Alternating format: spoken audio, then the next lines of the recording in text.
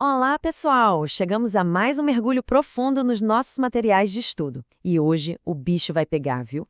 A gente vai falar sobre um negócio absolutamente fascinante e que pega todo mundo de jeito. Como a nossa própria mente fabrica sofrimento do zero. Sabe aquela velha história de que o medo reside na imaginação? Pois é, todos nós temos essa super máquina dentro da cabeça, só que, sem o manual de instruções, ela simplesmente começa a projetar uns filmes de terror que acabam com a nossa paz. E para já começar com os dois pés na porta, dá uma olhada no que o filósofo Sêneca disse há quase 2000 anos. Ele cravou o seguinte: nós nos assustamos mais do que nos machucamos e sofremos mais na imaginação do que na realidade. Loucura, né? O cara falou isso lá atrás e parece que foi ontem. A grande sacada que as nossas fontes de hoje trazem é justamente essa. A gente sofre infinitamente mais com as paranoias que a gente inventa do que com os perrengues físicos reais que realmente acontecem. E aí eu jogo a pergunta para a gente pensar. E se os nossos maiores medos forem só uma grande ilusão? Pensem rápido em tudo aquilo que tirou o sono da galera na última semana. E se, no fim das contas, a esmagadora maioria desse pânico todo for só uma nuvem de fumaça? Mas por que a nossa cabeça faz isso com a gente, afinal? Entrando aqui na nossa primeira parte sobre as raízes evolutivas do sofrimento. Bora entender o mecanismo por trás dessa fumaça e descobrir por que o cérebro adora projetar essas ilusões tão estressantes. Bom, a culpa disso tudo atende por um nome: viés de negatividade. Basicamente, é a tendência evolutiva do nosso cérebro de focar no que é perigoso. A real é que nossa mente foi programada para garantir a nossa sobrevivência, não a nossa felicidade. Imagina lá no passado, escassez total, predador por todo lado. Nossos ancestrais tinham que ficar ligados em qualquer barulho estranho. Se eles ignorassem um lobo, já era, estavam mortos. Agora, se ignorassem um pôr do sol lindão, a vida seguia normal. O problema é que a gente herdou esse exato mesmo cérebro focado no perigo. E hoje? Hoje isso só serve para gerar aquela preocupação crônica e completamente imaginária. E a cura para essa herança meio indesejada? Uma das fontes que estamos analisando, o livro Um Guia para a Vida Boa, mostra um caminho genial. A galera costuma achar que o estoicismo, essa filosofia milenar que estamos explorando, é sobre ser aquele cara frio, que não sente nada, tipo um robô. Mas não é nada disso. A pesquisa mostra que o estoicismo é, na verdade, uma arte muito antiga focada na alegria. É tipo um antídoto super otimista para essas ansiedades modernas que o nosso cérebro teima em criar. Olha só o nível do descompasso que a gente vive hoje. De um lado, as ameaças antigas, predador faminto, fome extrema, tribo rival atacando.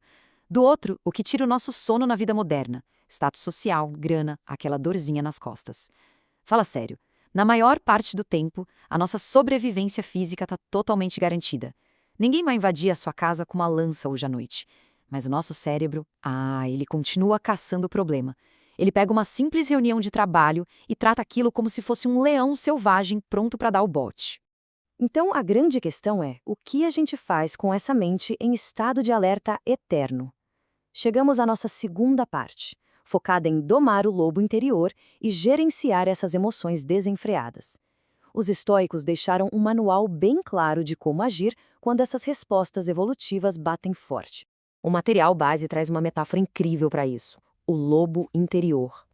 Pensem nas emoções muito pesadas, tipo um medo paralisante ou uma raiva que cega, como um lobo fortíssimo que vive dentro da gente. Quando esse bicho se solta, ele ativa o que os psicólogos chamam de tendências de ação.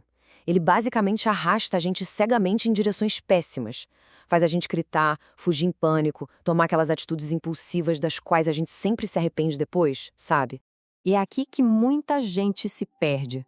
O maior mito do estoicismo é achar que a meta é matar esse lobo, ou seja, engolir o choro e suprimir a emoção. Nossas fontes são categóricas, isso é simplesmente impossível. O verdadeiro lance é domar o lobo. É sentir o coração acelerar de ansiedade, sentir o sangue ferver de raiva, ouvir o lobo rosnando lá dentro, mas ainda assim agir de uma forma calma e virtuosa. O lobo puxa de um lado, mas a gente respira fundo e continua andando para a direção que escolheu. Mas espera aí, qual é o destino dessa caminhada toda? Para que tanto esforço para segurar esse lobo? Entramos agora na terceira parte da nossa análise, a busca pela eudaimonia, o objetivo final de uma vida fluida e equilibrada. O coração dessa filosofia inteira se resume a essa palavra, que pode até soar meio difícil, mas o significado é brilhante: eudaimonia. Quebrando o termo original, significa ter um bom espírito interior. Alcançar a eudaimonia é literalmente estar de bem com quem você é, vivendo em harmonia com a sua versão mais elevada. Essa é a definição suprema de uma vida feliz. É criar um estado interno tão sólido que nenhuma tempestade lá de fora consegue bagunçar. E como é que se chega nesse estado? O triângulo da felicidade estoica mapeia isso perfeitamente. A eudaimonia está lá no meio. E as pontas do triângulo mostram a receita: viver com virtude, focar só naquilo que está no nosso controle e, o mais importante de tudo, assumir total responsabilidade pela nossa própria prosperidade mental. A dor e a frustração ganham força justamente quando a gente resolve terceirizar essa responsabilidade para os eventos lá fora. O que nos leva direto para a arma mais poderosa do arsenal estoico, explorada na nossa quarta sessão, a dicotomia do controle. É aqui que a gente pega de volta o poder pessoal que, direto, entregamos de bandeja para o mundo. Vamos ver como isso funciona na prática. Pensem assim, a vida é dividida em duas colunas. De um lado, o que a gente controla de fato, nossas atitudes, nosso processo, as nossas crenças. Do outro lado, o abismo do que a gente não controla, o resultado final das coisas, o que as outras pessoas fazem, o passado e o futuro. O texto-fonte usa uma imagem que explode a cabeça. Se preocupar pelo que não controlamos é tipo fazer um boneco de voodoo de si mesmo e jogar no meio de uma avenida movimentada. A cada carro que passa por cima, quem sente a dor é você. A dicotomia do controle manda a gente lá na rua, pegar esse boneco de volta e focar pura e exclusivamente nas nossas próprias escolhas. E por que adotar essa mentalidade é tão crucial? Por causa das inevitabilidades da vida. Galera, pessoas vão morrer, empregos serão perdidos, doenças vão aparecer e, com toda a certeza do mundo, a sua caneca favorita vai cair e espatifar no chão um dia. Problemas externos não são uma probabilidade, eles são uma garantia absoluta. A única e verdadeira variável nessa equação toda da vida é a reação interna que a gente escolhe ter diante dessas realidades. Para cravar isso na mente de vez, as fontes trazem outra metáfora sensacional. Imagina um cachorro preso por uma coleira numa carroça. E a carroça está andando. Essa carroça é a vida, são os eventos rolando. O cachorro tem duas opções. Ele pode aceitar a realidade, caminhar de boa do lado da carroça e até curtir a vista. Ou ele pode empacar, pode resistir teimosamente com todas as forças. E sabe o que vai acontecer? A carroça vai continuar andando e ele vai ser arrastado pelo pescoço de qualquer jeito, sofrendo à toa. A carroça não para. A escolha de ir caminhando suavemente ou sendo arrastado é totalmente nossa. Mas e se a gente pudesse crinar a mente antes mesmo da carroça dar um tranco mais forte? Vamos para a nossa quinta e última parte. O poder da visualização negativa, a ferramenta definitiva que estamos estudando hoje para nocautear esses medos imaginários. Mas antes de apresentar a ferramenta, a gente precisa olhar para o nosso pior inimigo invisível, a adaptação hedônica. É aquele defeito de fábrica do cérebro humano que faz a gente se acostumar incrivelmente rápido com as coisas boas. Você compra um carro novo, fica eufórico, mas semanas depois já acha normal. Atinge uma meta e no dia seguinte já está insatisfeito querendo mais. A gente normaliza o sucesso e isso simplesmente mata a nossa alegria constante. E o pior, prepara um terreno terrível para quando as coisas inevitavelmente mudarem ou forem perdidas. A vacina contra isso é o treinamento de resiliência emocional, ou visualização negativa. É um ensaio na nossa cabeça, feito num momento em que tudo está tranquilo, dividido em 3 passos simples. Passo 1. Pergunte-se o que poderia dar muito errado nesse meu projeto ou relação. 2. Feche os olhos e imagine esse obstáculo acontecendo exatamente agora.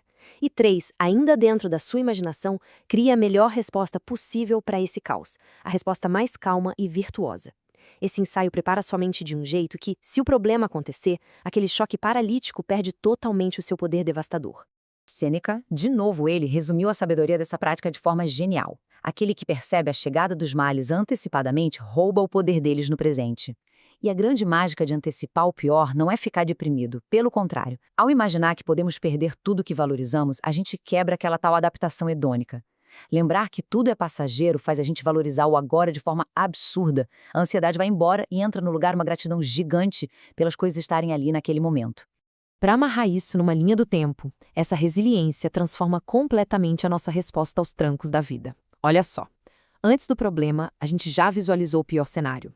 Daí, quando o momento de crise realmente acontece, o valor daquele choque é neutralizado, porque a sua mente já esteve lá.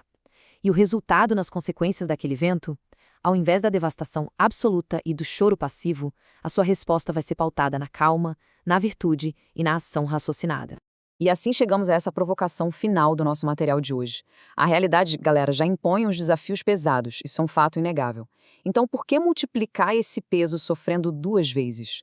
Por que deixar a imaginação criar catástrofes que, na grande maioria das vezes, nem sequer vão acontecer? Hoje vimos que todo mundo possui as ferramentas filosóficas para pegar de volta a coleira da mente, domar aquele lobo interior e parar de sofrer por antecipação.